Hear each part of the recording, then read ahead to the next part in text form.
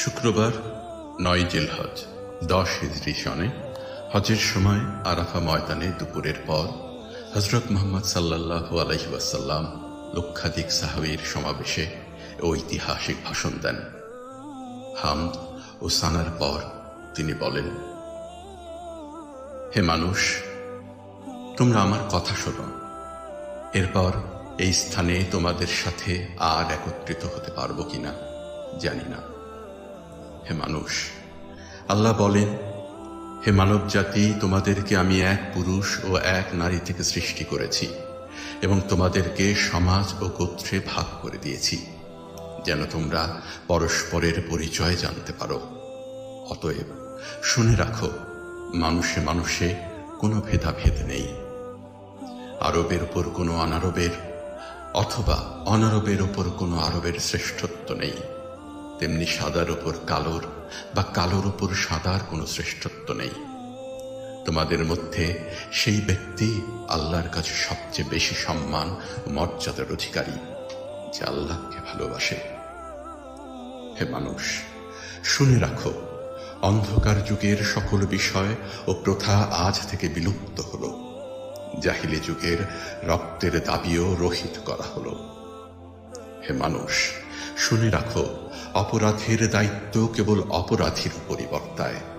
পিতা তার পুত্রের জন্যে আর পুত্র তার পিতার অপরাধের জন্য দায়ী নয়। হে মানুষ, তোমাদের রক্ত, তোমাদের সম্মান, তোমাদের সম্পদ পরস্পরের জন্য চিরস্থায়ীভাবে হারাম অর্থাৎ পবিত্র ও নিরাপদ করা হলো। যেমন আজকের এই মাস, এই শহর সকলের জন্য পবিত্র ও নিরাপদ। হে মানুষ, তোমরা ঈর্ষা ও হিংসা বিদ্বেষ থেকে দূরে থাকবে। ঈর্ষা ও হিংসা মানুষের সকল সদ্গুণকে ধ্বংস করে। হে মানুষ, নারীদের সম্পর্কে আমি তোমাদের সতর্ক করে দিচ্ছি, তাদের সাথে নিষ্ঠুর আচরণ করো না। তাদের উপর যেমন তোমাদের অধিকার রয়েছে, তেমনি তোমাদের উপর তাদেরও অধিকার রয়েছে। সুতরাং তাদের কল্যাণের দিকে সব সময় খেয়াল রেখো। হে মানুষ, অধীনস্থদের সম্পর্কে সতর্ক হও। তোমরা নিজেরা যা খাবে তাদেরও তা খাওয়াবে, নিজেরা যা পরবে তাদেরও তা পরাবে। শ্রমিকের শরীরের ঘাম শুকানোর আগেই তার মজুরি পরিশোধ করবে। হে মানুষ, বিশ্বাসী সেই ব্যক্তি যার হাত ও মুখ থেকে অন্যের সম্মান, ধন ও প্রাণ নিরাপদ। সে নিজের জন্য যা পছন্দ করে, অন্যের জন্য তাই পছন্দ করে। হে মানুষ, বিশ্বাসীরা পরস্পরের ভাই। সাবধান, তোমরা একজন আরেকজনকে হত্যা করার মতো কুফরি কাজে লিপ্ত হয়েও না। হে মানুষ, শুনে রাখো, আজ হতে বংশগত শ্রেষ্ঠত্ব বা কৌলীন প্রথা বিলুপ্ত করা হলো। কুলীন বা শ্রেষ্ঠ সেই যে বিশ্বাসী ও মানুষের উপকার করে। হে মানুষ, ঋণ অবশ্যই ফেরত দিতে হবে। বিশ্বস্ততার সাথে প্রত্যেকের আমানত রক্ষা করতে হবে। কারো সম্পত্তি সে যদি স্বেচ্ছায় না দেয়, তবে তা অপর কারো জন্য হালাল নয়। তোমরা কেউ দুর্বলের উপর অবিচার করো না।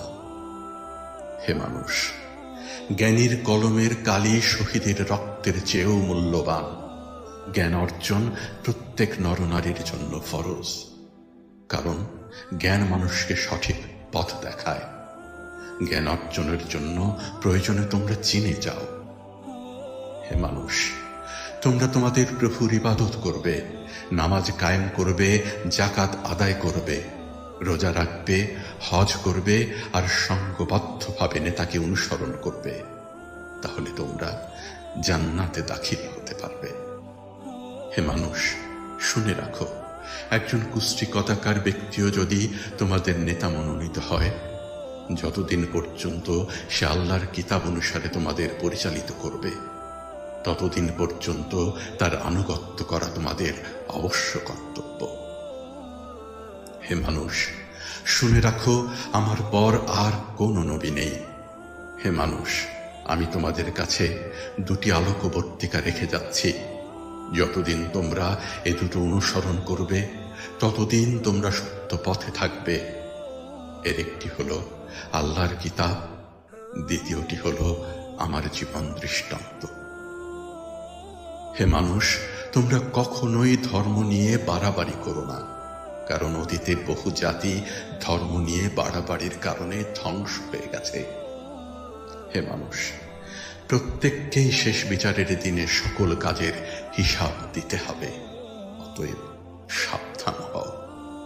হে মানুষ, তোমরা যারা এখানে হাজির আছো, আমার এই বাণীকে সবার কাছে পৌঁছে দিও। এরপর তিনি জনতার উদ্দেশ্যে জিজ্ঞাসা করলেন, হে মানুষ, আমি কি তোমাদের কাছে আল্লাহর বাণী পৌঁছে দিয়েছি? সকলে সমস্যার জবাব দিল, হ্যাঁ। এরপর নবীজি সাল্লাল্লাহু আলাইহি ওয়াসাল্লাম বললেন, হে আল্লাহ, তুমি সাক্ষী থাকো, আমি আমার সকল দায়িত্ব পালন করেছি। আমিন।